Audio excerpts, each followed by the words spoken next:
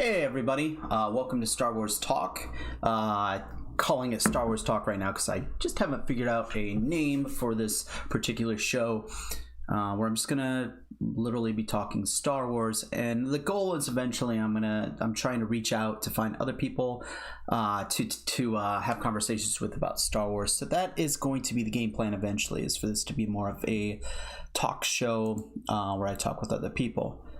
Eat my bullets, you are definitely a Sith Lord. I've known that for a long time. He cannot hide it. But today I want to talk about, well, the only thing Star Wars really that's going on that's new and fresh, which is the Bad Batch. I guess you could say that the New Republic stuff is also new, but I just don't feel like there's a whole lot of people out there that are reading those books. So there's not as much of an audience to really talk to and to have conversations with about. So for right now, I'm just going to stick with the Bad Batch, which is easily accessible to anybody that has Disney Plus. And honestly, if you haven't watched it yet, get on it, because it's pretty good storytelling so far. In fact, I would say amazing storytelling. It's our first real opportunity to see what happens after the Republic becomes the Empire, our first real look into seeing how the galaxy changes. And the first two episodes have really done a good job of that for the most part. They've really shown just how much different the Empire is than the Republic. And another thing that's kind of really cool about how it's showing this is that the Empire is trying to pass it off as they're creating this more secure and peaceful galaxy. And for the people to be able to enjoy that, there's certain liberties that they have to give up. And that's got real world implications. In fact, I think probably from the dawn of man, from when civilizations first began, there was really those questions of how much liberty are you willing to give up to have security? And we're definitely going to see this. Obviously, we know where the Empire ends up. We know how evil they become, but for a lot of the citizens that are in the galaxy right now, they probably look at a lot of these things as a good things, whether it's having chain codes that identify them. Well, yes, they're going to give up some certain liberties to be able to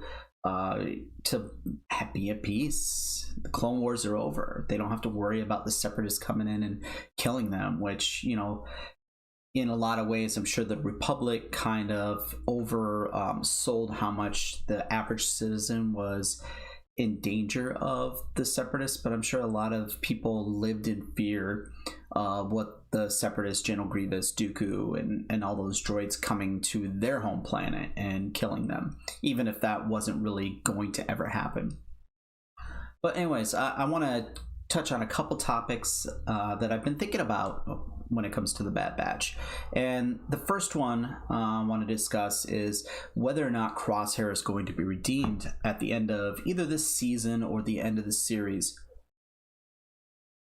I mean, just the way the story is being set up so far, it's almost too obvious that that's kind of the direction that they're going. That, you know, you write a story where one character is being mind controlled, which is kind of basically what it is, and you have all the friends or brothers, family or whatever that are on the opposite side of them.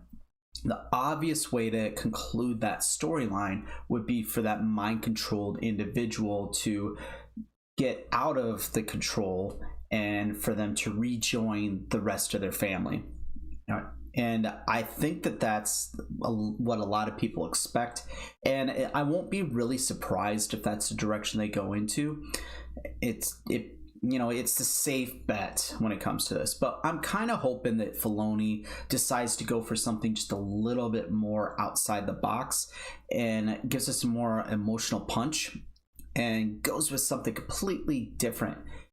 And I have a theory about how they could go about that and make it a satisfying ending to that storyline, or even a storyline that continues but gives us a redirect, something different than what we were expected. Before I get to that though, make sure you subscribe, hit the notification bell, hit like on the video. That really helps in the algorithms.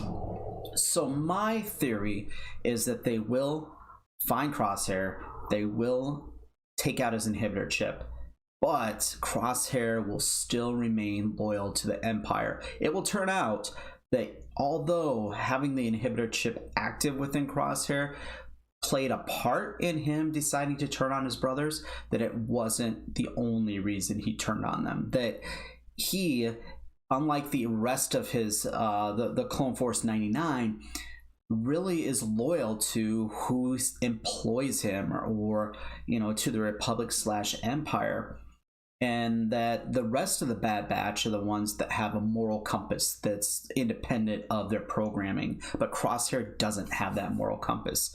That the rest of the Bad Batch went against what they considered unethical and immoral orders, but Crosshair was never destined to do that. And I think in the first couple episodes, or at least the first episode, they really kind of drove home this concept that the Bad Batch don't follow orders, or they question orders quite a bit. And I think that that's kind of oversold a little bit, because I don't know that they necessarily disobey orders, but they always found creative, different ways outside of the boxes to complete whatever orders that they were given. So if there was an overall mission to complete mission A, they were always going to follow those orders, and they always have in the past. They just weren't going to use the usual ways that a clone would normally do that, and they were probably going to ignore certain smaller orders in order to complete the mission in their own way. But the overall mission was always going to be completed. And that maybe the rest of the Bad Batch was, let's just put it this way.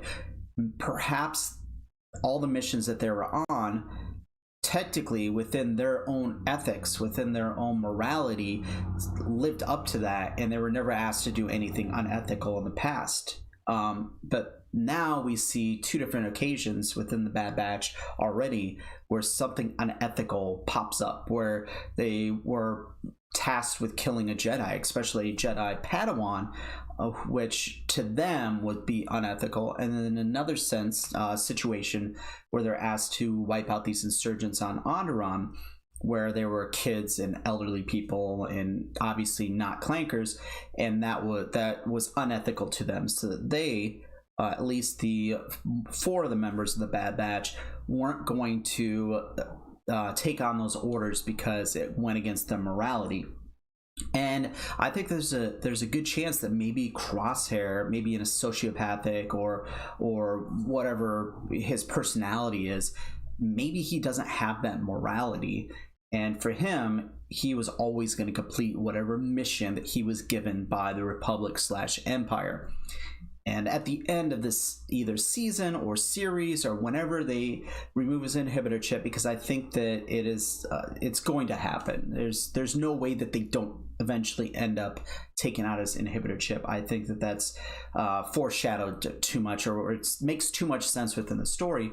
But that since he doesn't have that same morality, and since he has loyalty to the Republic / Empire, that he is going to continue being with them, and he's going to go against the Bad Batch. So it would be interesting if at the end of the first season he has the inhibitor chip removed, he stays with the Empire, and in season 2 or season 3 or whatever, Crosshair is continuing to hunt them, but now under his own free will, because instead of it being the inhibitor chip that's really pushing him. And that would be more heartbreaking, it'd be more emotional, and I think it would be a really gutsy play for Filoni to play on that. And I really kind of hope that's the direction they go.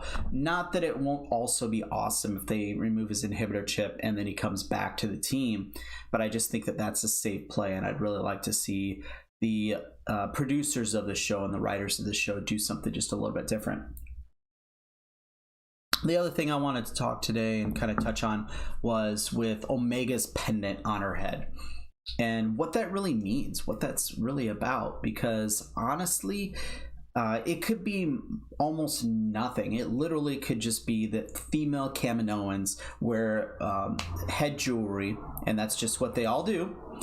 And Omega was considered, since she was in the Kamino planet and within or around the Kaminoans, that it was just natural for her as a female to have head jewelry, and maybe that's all it is, and which would still have significance, because when Omega takes the pendant off her head in the second episode, it still signifies that she is letting go that part of her past, because it probably meant a lot. You know, she was part of the Kaminoans, and I really think that she in some ways felt like she was one of them, more than the other clones probably did. And for her to take that pendant off was kind of turning a page in her life and kind of moving on to something else. Or it could be something a lot different. Perhaps Nala Se has a tracking device of some sort in that pendant. I've seen theories that it was a force inhibitor, like for somehow it kept Omega from being able to access her force powers if she is force sensitive. Which I think that there's, even though I'm not 100% sold on her being force sensitive, I think she's going to have some kind of abilities, and it would kind of make sense for it to either be that she's force sensitive, or on the other hand, that Omega has each of the other characters' abilities. So she has senses of Hunter, she has the intelligence of Tech, she has the strength of Wrecker, which we haven't been able to see yet, but maybe we will, and that she has the accurate sharpshooting of Crosshair. But you know, once again, it's how much are the writers and Filoni going to subvert expectations in this series? Because I think the expectations of everybody is that she's force sensitive, and I think that that's the obvious play. So maybe that they'll choose to go with something else. But as far as the pendant's concerned, I think it's more symbolic. I guess I don't really think it's going to turn out to have some kind of power over her, or to be a tracking device or anything like that. But at the same time, I wouldn't be completely surprised. I just hope that if it is something that is able to track them, that the Empire isn't able to get access to the signal or anything like that, because that could make it much easier for Crosshair to hunt them down. And I do think... I'm not sure. So the next episode, just real quick, and I'm going to be done with this episode here in just a moment.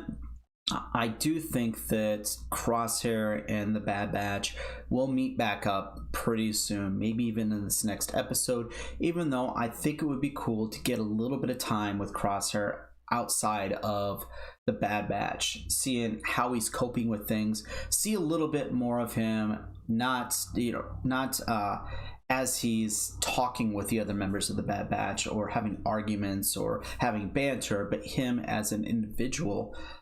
If there is any individuality left in him, you know, they spiked that inhibitor chip up pretty well. He might be basically a mindless drone, and if he is, then you know, they might not really serve the purpose of the story to see too much of him outside of the rest of the Bad Batch. But at the same time, you know, he needs to be a fully fledged character, I think, for this to really have any kind of gut punches towards us if it turns out that he betrays them, you know, in the end. How many Star Wars books do I have? 4 or 5. I don't have a whole lot of them, to be honest with you. I used to have a lot of Star Wars books. I used to have a majority of the New Jedi Order and the subsequent series after that.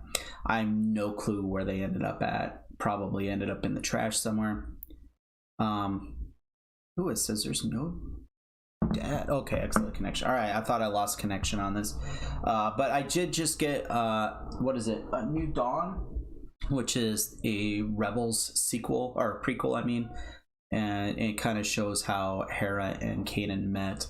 I do plan on kind of getting into that here in the next couple days. I have the next 2 days off work, so above and beyond going out or getting on and playing some Battlefront 2 today and tomorrow and Thursday, and then watching Bad Batch Friday morning. I do want to try to get through a good portion of that book, get to know Kanan and Hera a little bit more, even though I'm less motivated to read that story now that it's pretty obvious that the books and the comics are kind of lesser tier canon now. That kind of, with the first episode of the Bad Batch and then retconning one of the comics, kind of has me feeling like maybe there is different levels of canon now. And if I read this book, that anything in that could get retconned at any point by an animated show or a movie, which kind of is a little bit dismaying, but I'll still enjoy reading the book, I think. But anyways, that's all I have for today. I'm going to try to do this more often. Either I'll probably at least either tomorrow or Thursday get on, talk some Star Wars, probably a lot of Bad Batch, even though if anybody wants to leave some comments in the actual comments, not on the live stream, of things that they want me to talk about in the next live stream, that'd be awesome. You could also stop by my Battlefront 2 streams and leave some comments and some topics that you would like me to discuss while I'm playing. Anyways, everybody have a great day. May the Force be with you. Peace out.